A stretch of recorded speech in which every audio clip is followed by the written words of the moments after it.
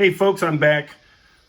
This is the thing that I was building to mount my levers to. In fact, I had even cut the screws holes and threaded it so I could mount the rack to it. This is supposed to go on my first slide, cut in half and be a long brace like that. And then there's supposed to be screws like this at the other end with another block and a flange going to the bell. So that didn't happen. Let me show you why. I'm going to zoom in. The problem was I didn't have any meat here. You see how right near the edge that is? I don't like that.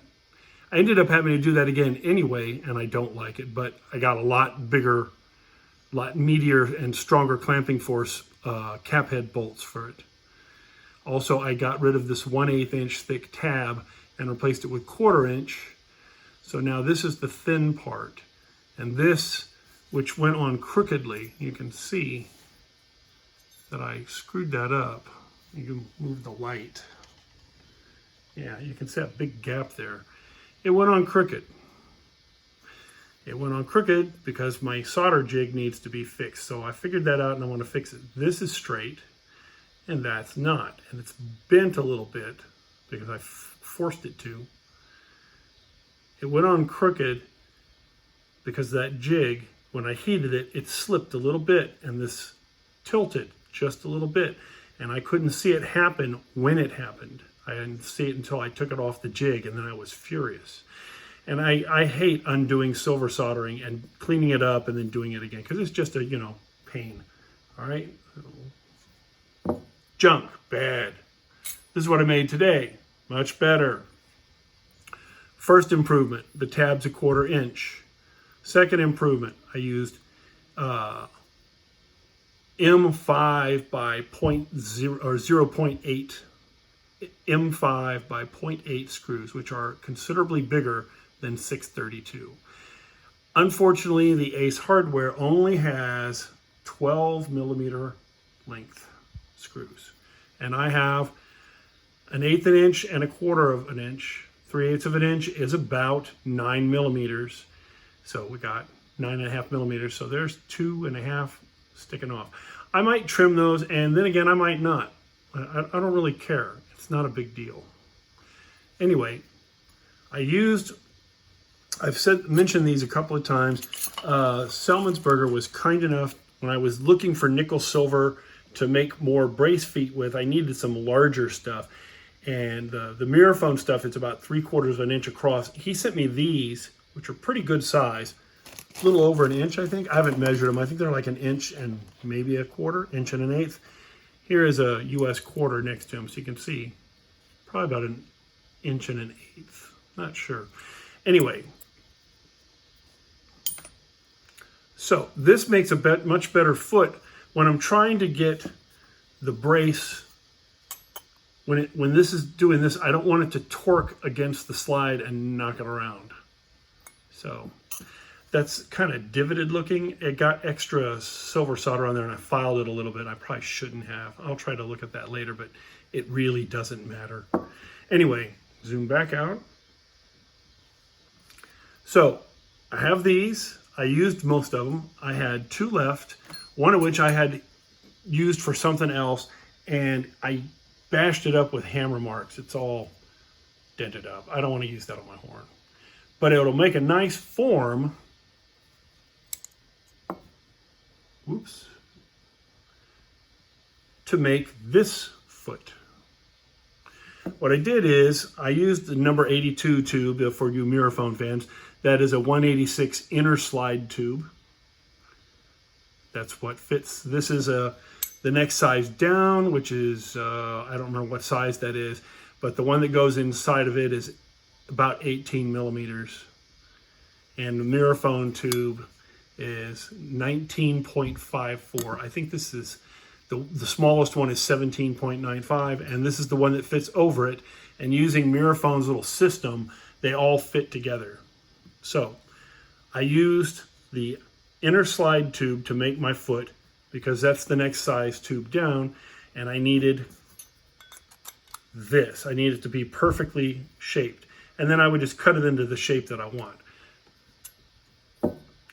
So I took the damaged one from Joe and I hammered it around a form that's the same diameter, and then I placed it onto a length of this tubing and pressed it down and scribed around it with my lovely metal scribe. Monstrously sharp little tip there, you can't see it. Focus, there you go. It's for welding and stuff like that. It's a great tool, $2. I scribed out the circle and I went out and I freehand cut it with the Dremel tool, and it came out pretty good. It's pretty round. Unfortunately, when I brazed it on, I brazed it too far that way, so it looks crooked, but I measured it, it's not. Anyway, so this used to be slide tubing. It will fit my horn perfectly. I used a 1/4 inch thick tab. That helps it stay straight like this. Once you get it cut correctly, it will sit on there without a clamp and stay straight. That's why I switched to it. And also, when the lever is flexing and pushing down on the springs, which are pushing this way, it's less likely to cause problems with the alignment of the first slide. And if it is, I can move it down toward the bottom a little bit, and I can clip off the inside slide and put a spacer in there. Well, the end of the slide tube will be the spacer. But I don't think I'm going to have to do that. And I don't want to, because I need the slide to pull all the way on some things. Once I have 6 valves, maybe I won't need to move it anymore, but I don't know. Anyway, I was really worried because this end is taller. When I looked at it, it gives with my astigmatism and stuff, when I look at it, it looks like it's tilted toward the inside on the long side. If I flip it over, to me, it looks like it's tilted this way. It's an illusion. It is off like less than 1/2 millimeter over the full length of this tube. And with a hammer, I can reshape that foot a little bit. That's pretty close. I'm not displeased with that. So it can be fit if it needs to be. And then the canting of the table backwards and forward is also very close to being straight. It tilts forward a tiny bit. I don't care, it's good enough. So the next step in this project is to get the other foot, which is in my bag of parts for this project. Get out of there, where is it? Ha, of course, no it's not. I don't know where it is. I guess it doesn't matter. I'm getting ready to put all this stuff away, so it doesn't matter. Oh, here it is. That's this one. I had to cut that out. That'll go like this. This is going to go against the bell. I'm going to use, not that, because it's all foobarred. I am going to use the flat one, wherever it went, right here, and I have to tap that down against something that's the radius of the bell there. Luckily, it's not in the flare where it's curving. It is a straight line. It's just about 5 degrees like that. So I have to dish out a small bit right here, but it has to be beveled in just a little bit. And it has to fit the curvature of this, which has to fit to the bell. So that's where I am now. This went a lot better than I thought it would go. I'm very pleased with it.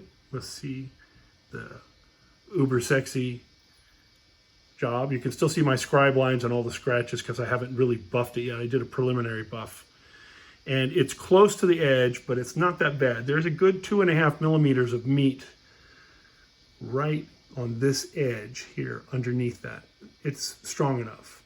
And it gives me more than enough room for the lever. When I cut out this section here for the levers to move through, there's more than enough space so it doesn't come anywhere near hitting this. And that was kind of a problem with this one. This was a real pain the way I had it set up. So this is going to be better. And that's it. All this is hand cut, eyeballed with a Dremel. Came out pretty good. All the edges are hand filed. They were all crooked. I hit this on the buffer on the nut. I'm pissed.